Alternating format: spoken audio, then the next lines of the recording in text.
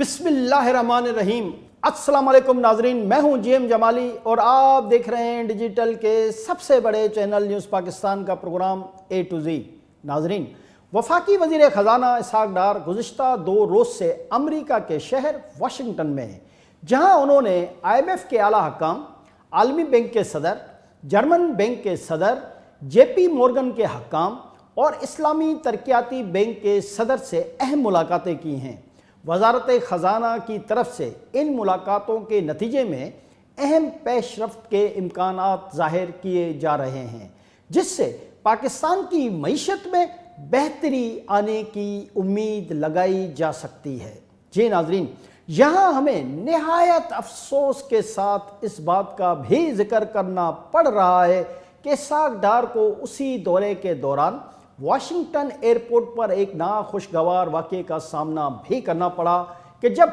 PTI के supporter ने airport पर इसहाक डार से नाज़ेबाज ज़बान में बात करने की कोशिश की। यहाँ तक कि बात गालम गलोच तक पहुँच गई और फिर नौबत हाथापाई तक भी जा पहुँची। ताहम हाथापाई होने से कबल ही इसहाक डार के साथ मौजूद अफराद ने मामले को संभाल लिया और मामला रफा दफा कर दिया। नाजरीन, इंतहाई दुख की बात यह है कि अब इस तरह के वाक़यात तकरीबन मामूल का हिस्सा बन गए हैं कि जब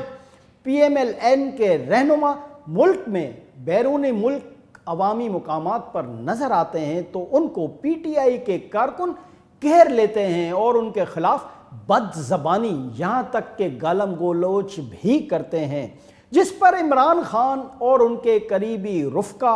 अक्सर फ़ख्र करते दिखाई देते हैं, जिससे साफ ज़ाहिर होता है कि मुआशरे में दलील व तहज़ीब के बजाय इंतहा पसंदी की जड़ें गहरी होती जा रही हैं, जिससे PTI और उसके रहनुमा बहुत हद तक फाल नज़र आते हैं। लेकिन जब इसी किस्म के वाक़यात इमरान खान के ख़िलाफ़ होना शुरू होंगे तो वो अपने मौक़िफ़ में हमेशा की तरह यू टर्न ही लेंगे और फिर इस तर्ज़ अमल को गलत और गैर महज़ब करार देना शुरू कर देंगे, क्योंकि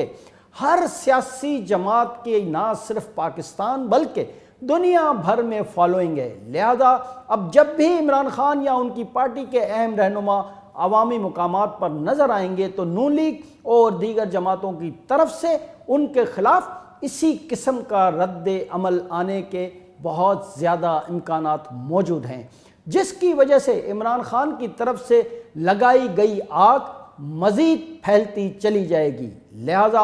अब भी वक्त है कि PTI समेत तमाम सियासी जमातों की तरफ से इस किस्म के तर्ज अमल की हौसला शक्नी की जाए और मुआशरे में बढ़ती हुई इंतहा पसंदी को कम किया जाए। जी नाजरीन, आइए अब हम अपने असल मौजू की तरफ आते हैं।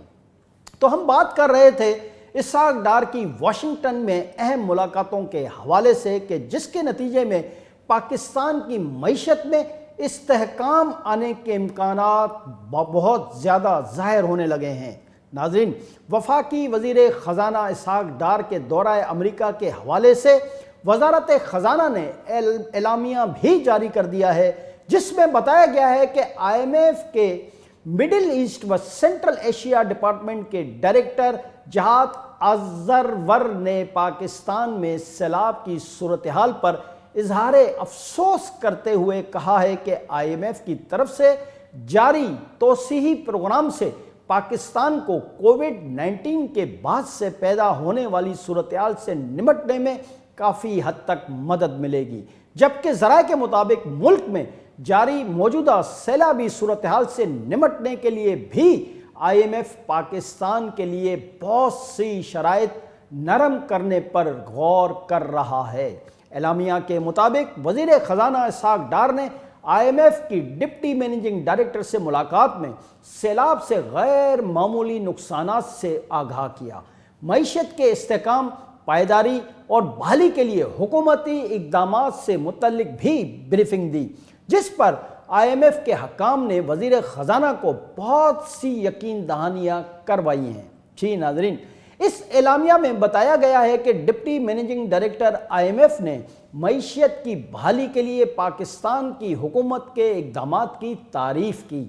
और मुस्तक़बिल में مزید تعاون کی یقین دہانی کروائی ہے۔ وزارت خزانہ کی طرف سے جاری کردہ اس اعلامیہ میں یہ بھی بتایا گیا ہے کہ پاکستانی وفد نے آئی ایم ایف حکام کو بتایا کہ پاکستان آئی ایم ایف کے پروگرام کو مکمل کرنے کے لیے پرعزم ہے اور پاکستان آئی ایم ایف سے کیے گئے معاہدے پر مکمل طور پر عمل درآمد کرنے پر یقین رکھتا ہے۔ تاہم ذرائع کے مطابق وفد نے آئی ایم ایف کے حکام کو بتایا کہ بعض معاملات میں آئی ایم ایف کو پاکستان کے مسائل پر اثر نو غور کرنے کی اشد ضرورت ہے۔ جی ناظرین، آئی ایم ایف سے مذکورہ ملاقات کے حوالے سے ذمہ دار ذرائع اور معاشی ماہرین کا کہنا ہے کہ گزشتہ دنوں پاکستان کی حکومت کی طرف سے پیٹرولیم مصنوعات کی قیمتوں میں کمی اور لیویز نہ لگائے جانے پر آئی ایم ایف کی طرف سے اب تک کوئی سخت رد عمل سامنے نہیں آیا اور آئی ایم ایف نے پاکستان کو تعاون جاری رکھنے کی یقین دہانی کروائی ہے۔ تاہم وزیر خزانہ کی طرف سے مستقبل میں آئی ایم ایف کی تمام تر شرائط پر مکمل طور پر عمل درآمد کی یقین دہانی کروائی ہے۔ یہ امر اگرچہ پاکستان کی حکومت کے لیے خوش آئند ہے، تاہم اس کے نتیجے میں مستقبل میں پاکستان کے عوام کو مزید مہنگائی اور مشکلات کا سامنا بھی ہو سکتا ہے۔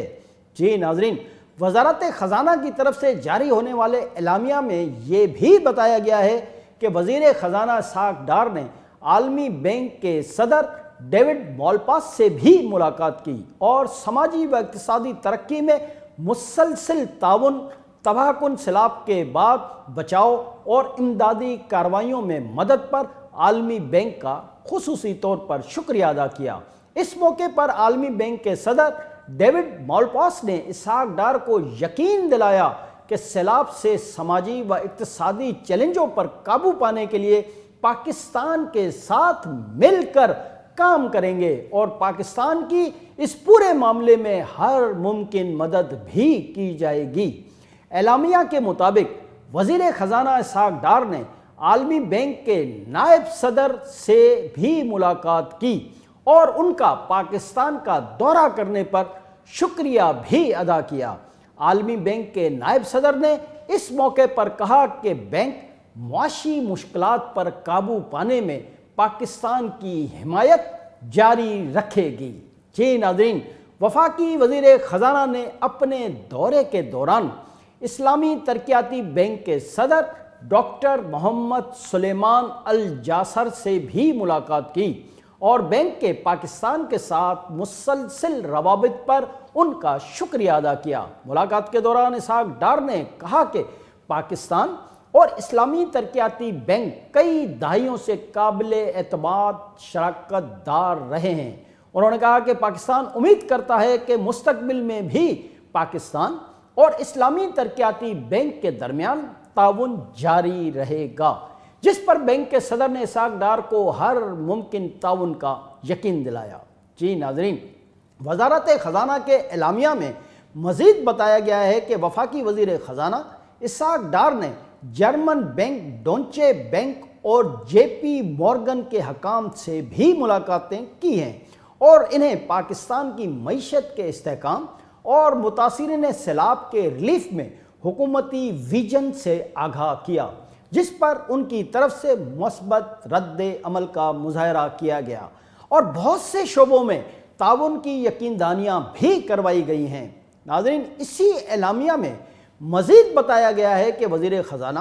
اسحاق ڈار کی قیادت میں وفد نے ریٹنگ ایجنسیوں کے ذمہ داروں سے بھی ملاقاتیں کی ہیں اور انہیں پاکستان کی اصل معاشی صورتحال سے تفصیلی طور پر آگاہ کرنے کی کوشش کی ہے۔ یہاں یہ بات بہت زیادہ دلچسپ اور خصوصی اہمیت کی حامل ہے کہ گزشتہ دنوں عالمی ریٹنگ ایجنسیز موڈیز نے پاکستان کی ریٹنگ ایک درجہ کم کر دی تھی، جس پر اسحاق ڈار نے میڈیا سے گفتگو کے دوران موڈیز کے رویے پر اظہار افسوس کرتے ہوئے کہا تھا کہ ریٹنگ ایجنسیوں کو پاکستان کی اصل صورتحال سے آگاہی نہیں ہے۔ انہوں نے کہا تھا کہ وہ عالمی ریٹنگ ایجنسیوں کے سربراہوں سے براہ راست ملاقات کر کے انہیں پاکستان کی اصل معاشی صورتحال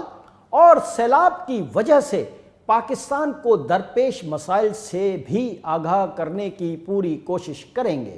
ریٹنگ ایجنسیوں کے حکام سے مذکورہ ملاقات کے دوران اسحاق ڈار کس حد تک انہیں مطمئن اور اپنا ہم نوا کر پائے ہیں، اس حوالے سے تو حتمی طور پر کچھ نہیں کہا جا سکتا، تاہم اسحاق ڈار ان ملاقاتوں سے بھی خاصے پر امید نظر آ رہے ہیں۔ جی ناظرین، ادھر پاکستان میں ڈالر نے ایک مرتبہ پھر سر اٹھانا شروع کر دیا ہے اور رواں ہفتے کے دوران ڈالر کے مقابلے میں روپے کی قدر میں کمی واقع ہوئی ہے، جس کی وجہ سے مارکیٹ میں ایک مرتبہ پھر بے چینی اور غیر یقینی صورتحال میں اضافہ ہو رہا ہے، اور یہ بھی خدشات ظاہر کیے جا رہے ہیں کہ ڈالر ایک مرتبہ پھر اونچی اڑان بھر سکتا ہے، مگر یہ سب کچھ وزیر خزانہ اسحاق ڈار کی پاکستان میں عدم موجودگی اور واشنگٹن کے دورے کے دوران ہوا ہے۔